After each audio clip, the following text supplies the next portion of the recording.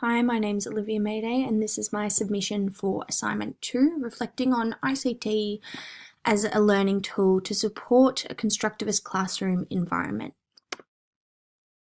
ICT stands for Information, Communication and Technology and is also an integral part of our society, especially in our education system, so much so that it has become its own general capability in the Australian curriculum to ensure safe, ethical and purposeful use of ICTs in the classroom. Piaget's theory of constructivism looks at individual experiences and their understanding of those experiences. This is structured around the way in which we reflect and recollect our thoughts. Furthermore, Vygotsky's theory of constructivism, whilst Piaget focuses on the internal factors, Vygotsky believes that other external factors are also just as important, influencing a learner. Students are active participants as well as self-regulated in their own learning. So what does this mean for ICTs? One particular study, carried out by Carmen Cecilia, highlights the benefits found to support a constructivist learning environment, including the sharing of information, increased communication, access to resources, and the monitoring of individual students' progress during class. Therefore, the use of ICTs in classrooms encourage students to construct their own learning, for example, through research tasks, as well as extending their zone of proximal development due to the readily accessible internet, holding endless amounts of information for students. Finally, ICTs playing such a big role in the assistance of learning and discovery of new information. Teachers take on a new role in facilitating help when needed, probing questions, challenging ideas, and encouraging the reflection of learning. The first ICT tool that I've chosen to look at is a site called Canva. This is a creativity site and is great for making things like posters, brochures, resumes, and all sorts of things like that. So it supports constructivism as it allows students to be creative, using their own creations, their own designs, and using information that they find themselves for their creations. For diverse learners, advanced students enjoy the challenge of creation as they tend to go above and beyond expectations of a task like this.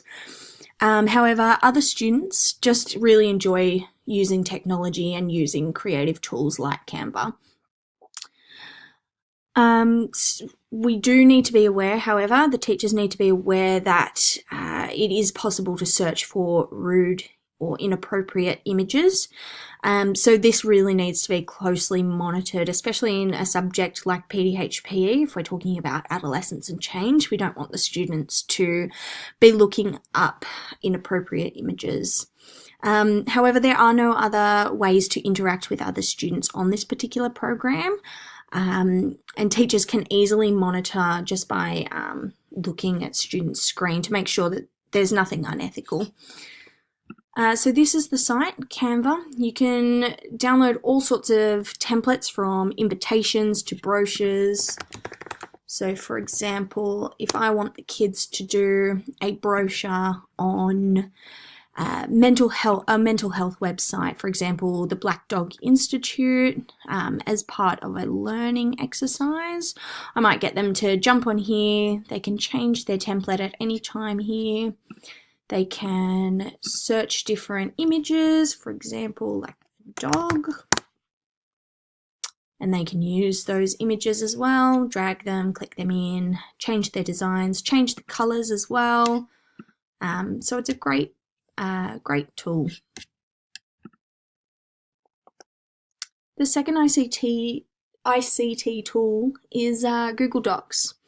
So it supports constructivism, as students can work individually in class but can depend on their peers for help filling in the blanks. For example, if there is a group worksheet or a group, like a list of discussion questions, and people can write their own dot points on that. So students can see each other's involvement and teachers can see students' involvement. This is also good for diverse learners, students who don't like to vocalise their answers or get involved in class discussions due to previous maybe embarrassment if they get the answer incorrect, or they just don't like speaking up. It allows them a platform to actually write their answers and for the teacher to see that they are actively participating in the learning tasks. It's safe. Certain documents may only be accessible by a single student or teacher. However, if, for example, you are doing a class document, you just need to be monitoring that closely, making sure nothing inappropriate is being said. There's no hints of bullying or anything underlying there as well. So, for example, I've just done this one just as a little mock worksheet. This would be for an individual student, and they're allowed to go through, as we go through the lesson and talk about, for example, the adolescence and change topic. They can go in and fill in their answers, and because it's shared with me, so you can share it with a student or multiple students if you like, and they can write their answers, so they can give their responses, their feedback, and it's also a great way to give students homework as well. It is only accessible by the student and the teacher, so the teacher can easily monitor, but definitely close monitoring if it is involved in group discussions if it's a classroom document, so all students have access to it. The third ICT tool is Kahoot. So this can be carried out in groups or individually if they each create their own quiz and give it to, let's say, a partner. So students can create their own quizzes based on a topic we're learning. So, for example, anatomy would be a great topic for this. Having different questions about the bones and you can add pictures, you can add different questions, you can have the multiple choice, which is a great thing to share with the peers and also the teacher to give to the peers, to give to the students as well. For diverse learners, it's such a fun quiz game, so it'll promote engagement for any student with diverse learning needs. However, students who are more advanced or more capable can be easily challenged by others or even by the teacher if they want to set a harder task for them. And other students can work in groups to help facilitate and encourage each other in their learning with these activities as well.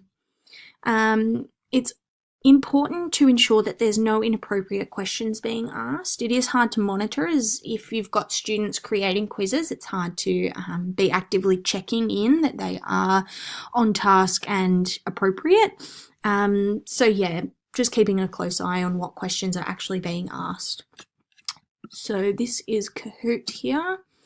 I don't have a login as of yet, but I have played it a few times. So a question comes up, you get multiple choice answers. We don't want the kids on the phones, obviously, but they can use it on their laptops or iPads. You can share your quizzes with other children, so it's a great way to share information. And